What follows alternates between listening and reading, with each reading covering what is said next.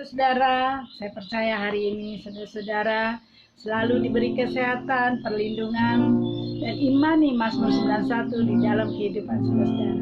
Saya akan membagikan firman Tuhan, tapi terlebih dahulu mari kita tundukkan kepala dan saya akan menyanyikan Bapa Engkau Sungguh Baik.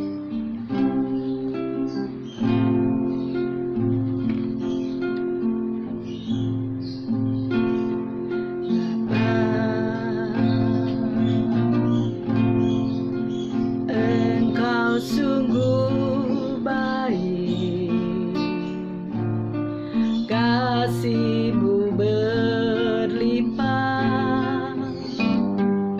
di hidupku.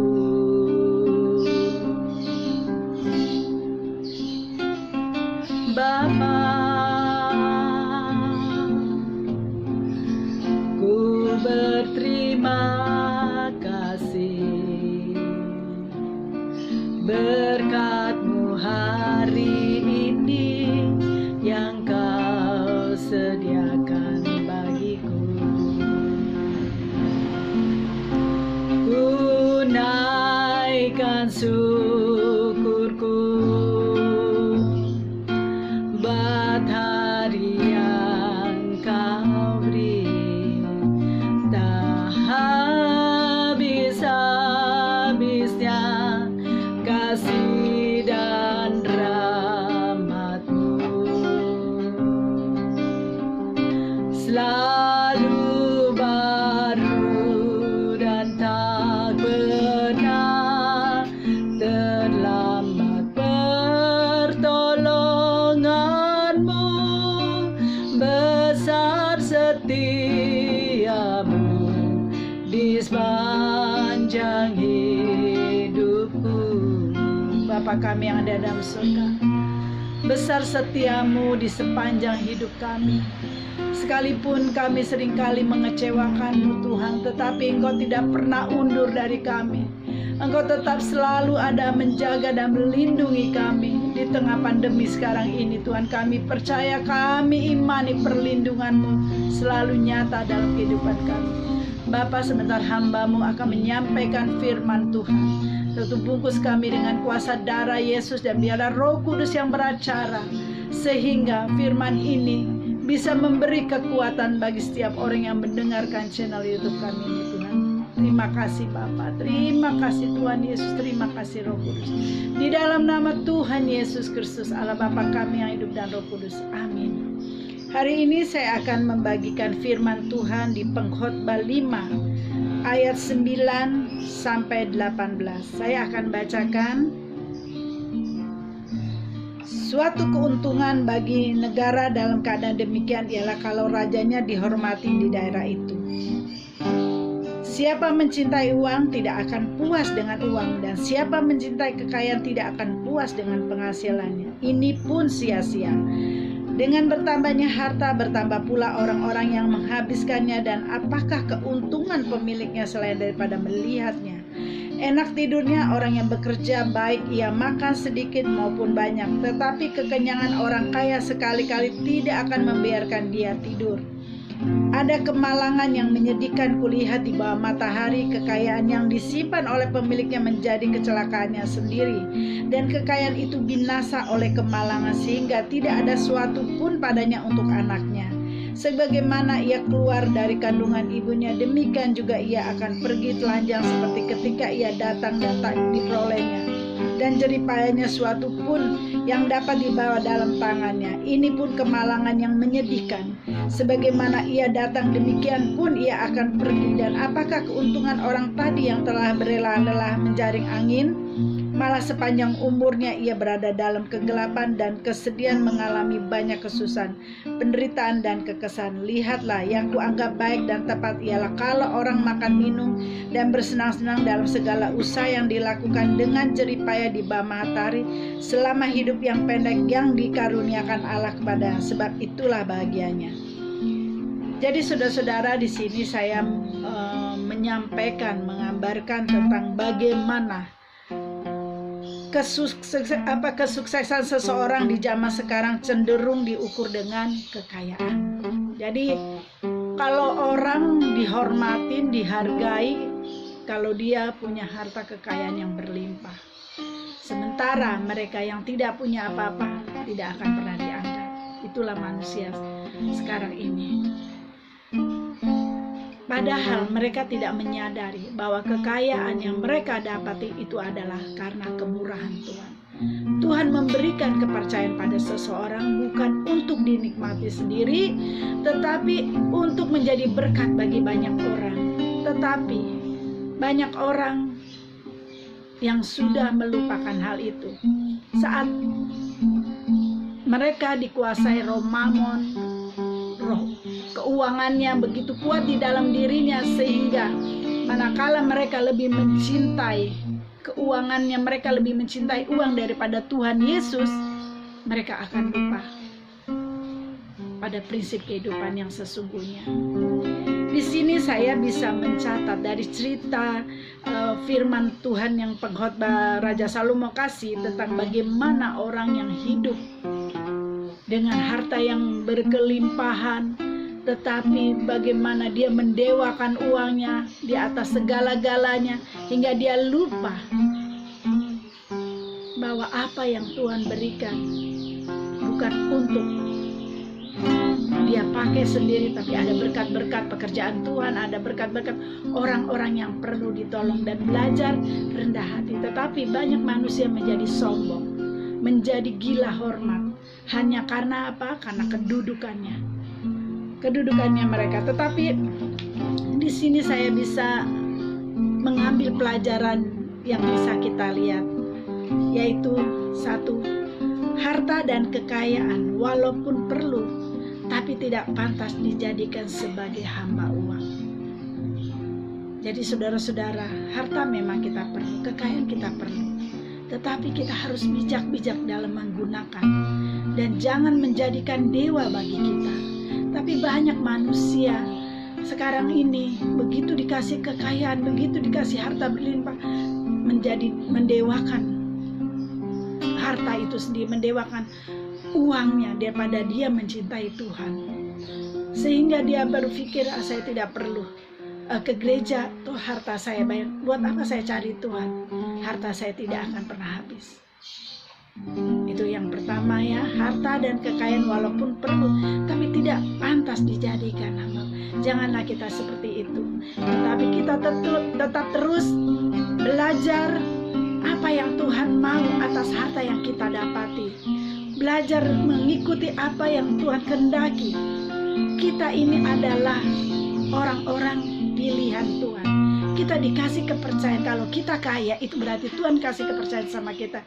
Tetapi jangan disalahgunakan. Yang kedua adalah semakin bertambahnya harta, semakin bertambah pula yang menghasilkannya. Jadi kalau kita dikasih kelimpahan berkat, dikasih berlimpahan lepat yang berlimpah-limpah, bukan berarti kita menikmati dengan kelimpahan, tapi belajar bersyukur. Bersyukur dengan apa yang Tuhan kasih pada kita, mengucap syukur. Dan yang ketiga, lebih berbahagia menjadi seorang pekerja yang menikmati pekerjaannya daripada seorang kaya yang menderita karena hartanya. Nah ini, banyak orang yang mengalami harta berkelimpahan, terkadang dia tidak bisa menikmati hartanya, tidak bisa. Jadi menikmati kekayaan itu karunia juga loh saudara-saudara. Nanti saya kasih ayatnya ya, biar saudara-saudara tahu. Jadi lebih baik kita hidup sederhana, kita bisa makan, tidur dengan tenang, tidak tanpa mikir yang macam. Tapi orang kaya susah mau tidurnya karena mikir duitnya saya di mana nih, sekarang duit saya di mana, saham saya bagaimana. Jadi ada karunia untuk bisa menikmati apa yang Tuhan kasih. Saya akan kasih ayatnya di Pengkhotbah 6 ayat 2. Saya bacakan ayatnya saudara-saudara. Jadi saudara-saudara bisa tahu bagaimana menikmati harta itu adalah karunia. Ya. Pengkhotbah 6 ayat 2. Orang yang dikaruniai Allah kekayaan tuh, tadi saya bilang orang yang dikaruniai Allah kekayaan harta benda dan kemuliaan sehingga ia tak kekurangan suatu pun yang diinginkannya, tetapi orang itu tidak dikaruniai kuasa oleh Allah untuk menikmatinya, melainkan orang lain yang menikmati. Inilah kesia-siaan dan penderitaan yang pahit. Jadi orang itu dikasih harta tetapi tidak menikmatinya. Ada orang lain yang dikasih harta tapi menikmati. Kenapa bisa begitu? Yang ini dikasih karunia menikmati, yang ini enggak. Ya itu tadi saya bilang, saat Tuhan memberikan kepercayaan hartanya pada seseorang tetapi dia salah gunakan, dia menjadi dewakan uang itu, dia pakai dengan kesombongan dia, Tuhan ambil bukan hartanya tetapi ketakutan, tidak damai sejahtera, lalu berikan nama Tuhan pada orang lain yang benar-benar mempergunakan kepercayaan yang Tuhan berikan padanya. Nah ini yang saya katakan di Pengkhotbah 6 ayat 2. Jadi ada karunia menikmati harta itu, ada juga orang yang tidak bisa menikmati. Saudara-saudara, sebelum saya akhiri cerita ini, saya akan kasih satu ayat lagi di mana di firman Tuhan sendiri mengatakan. Saya akan bacakan di Matius 19 ayat 2 dan 23 dan 24 ya. Jadi di firman Tuhan sendiri mengatakan bahwa orang kaya susah masuk ke surga. Yesus berkata ayat 23 ya, Matius 19 ayat 23 dan 24. Yesus berkata kepada murid-muridnya, "Aku berkata kepadamu sesungguhnya sukar sekali bagi orang kaya untuk masuk ke dalam kerajaan surga. Sekali lagi aku berkata kepadamu, lebih mudah seekor unta masuk melalui lubang jarum daripada orang kaya ke dalam kerajaan Allah." Ini dua ayat ini Tuhan tekankan lagi dua kali saudara-saudara. Karena Tuhan tahu bagaimana manusia yang hidup dengan kekuatan pikiran dia, egonya dia, saat dia menerima kekayaan, dia dirasuki dengan keserakahan. Sehingga Tuhan sendiri katakan, orang kaya tidak bisa masuk surga. Bukan orang kaya yang baik hati, tetapi orang kaya yang itu saya bilang tadi. Orang kaya yang serakah, orang kaya yang gila hormat, mendewakan uang dibandingkan dia mencintai Tuhan. Nah, orang-orang seperti inilah yang tidak akan bisa masuk surga. Dan yang kedua, dia tidak akan bisa menikmati kekayaan. Bukan saja dirinya, tetapi anak cucunya pun tidak akan bisa menikmatinya. Karena apa? Dia tidak mempergunakan waktu yang Tuhan kasih dengan sebaik mungkin. Dia tidak pernah mempergunakan kekayaan yang Tuhan berikan bagi dia. Dia melalaikan kepercayaan yang Tuhan sudah berikan. Sebelum saya tutup firman Tuhan ini, saya ada satu kesaksian. Saya pernah melayani satu bapak. Seorang bapak ini sangat kaya sekali, kaya, hartanya di mana-mana. Waktu itu dia sakit, padahal dia kalau makan itu steril semuanya, dia minum juga yang mahal, makanan pokoknya khusus sendiri. Tetapi bapak ini, dia bilang, saya tidak perlu Tuhan. Karena apa? Kekayaan saya 7 turunan gak akan pernah habis. Jadi dia buat apa perlu Tuhan saya? Pernah dia bicara begitu sama saya. Saya bilang, Pak, harta yang Tuhan kasih pada Bapak tidak bisa Bapak menjadi dewa atas uang itu sendiri, sehingga Bapak melupakan siapa pemberi harta itu. Singkat cerita, Tuhan izinkan dia kena suatu penyakit dan tidak tanggung-tanggung vonis stadium 4 pencernaan. Coba bayangkan, orang kaya makanya sudah diatur, sudah ini, tapi bisa dikena sakit kanker stadium 4 pencernaan usus ya. Dan dia cerita akhirnya sama saya, dia bilang, saya mempunyai kekayaan yang gak akan habis, tetapi saya tidak bisa tidur dengan tenang. Hari-hari dia kalau tidur dia ingat uang dia ada di orang. Uang saya ini Bu Dewi tidak sedikit, miliaran di rumah orang, di tempat orang yang belum dikembalikan. Jadi dia hari-hari itu tidak bisa tidur nyenyak. Tadi seperti firman Tuhan di Pengkhotbah 5 ayat 9-18. Di situ dia katakan bahwa orang kaya tidak bisa menikmati tidur karena memikirkan hartanya. Demikian Bapak ini.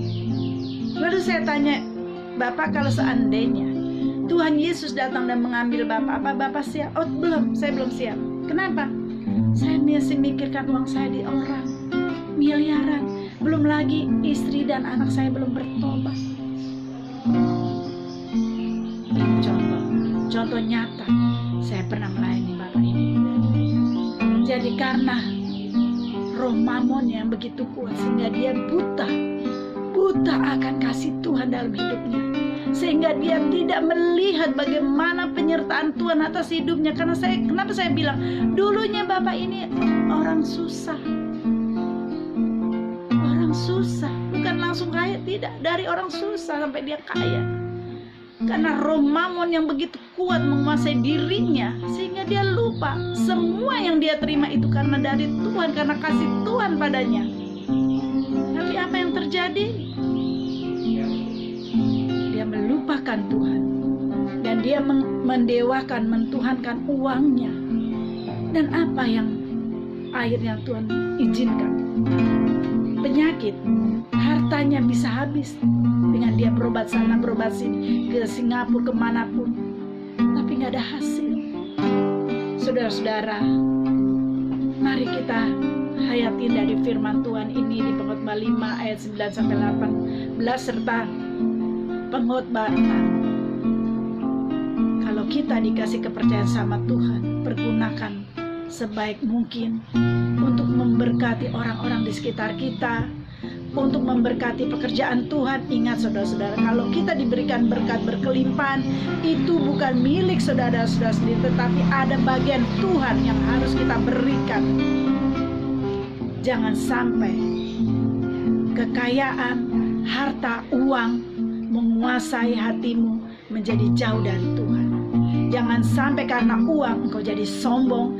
Jangan sampai karena uang engkau jadi lupa siapa Tuhan yang sudah membawamu keluar dari kesengsaraan. Demikian firman Tuhan yang bisa saya sampaikan. Biarlah menjadi kekuatan bagi kita semua. Mari kita tundukkan kepala. Bapa kami yang ada di dalam surga, demikian hamba-Mu sudah menyampaikan firman Tuhan ini. Biarlah menjadi kekuatan bagi mereka dan mengerti kehendak Tuhan, apa yang Tuhan mau atas kehidupan kami masing-masing. Bapa, kami berdoa juga untuk bangsa Indonesia, pulihkan keadaan bangsa Indonesia, bahwa bangsa Indonesia naik, makin naik Tuhan. Kami percaya Tuhan, Engkau adalah Allah yang Maha Kuasa, Allah yang dahsyat. Terima kasih Bapa, di dalam nama Tuhan Yesus Kristus, Allah Bapa kami yang hidup dan Roh Kudus. Mari angkat tangan dan terimalah berkat dari Tuhan. Tuhan memberkati engkau dan melindungi engkau. Tuhan menyinari engkau dengan wajahnya dan memberi engkau kasih karunia. Tuhan menghadapkan wajahnya kepadamu dan memberi engkau damai sejahtera. Terimalah berkat dari Allah Bapa, cinta kasih Tuhan Yesus Kristus, penyertaan Roh Kudus dari hari ini sampai selama-lamanya. Di dalam nama Tuhan Yesus Kristus, Allah Bapa kami yang hidup dan Roh Kudus. Mari kita yang percaya katakan amin. Jangan lupa subscribe. Tuhan berkati.